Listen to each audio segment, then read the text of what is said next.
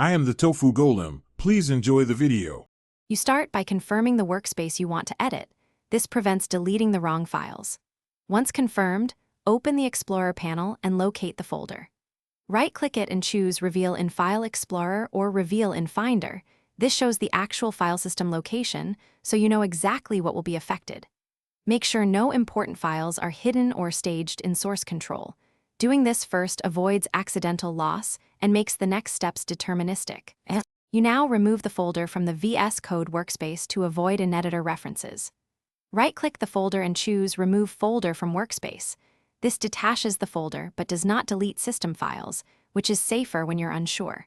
If you have a single folder workspace, use Close Folder to clear the editor view. Once done, confirm the folder no longer appears in Explorer or the workspace list so you don't accidentally edit files that you intended to remove. You finish by deleting the folder from the file system only after it's removed from the workspace. This ensures VS Code won't hold handles to files.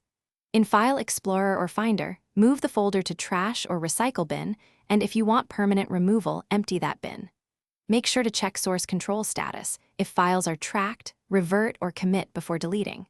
If something goes wrong, restore from your backup or use your VCS to recover the last committed state. That's the key trouble.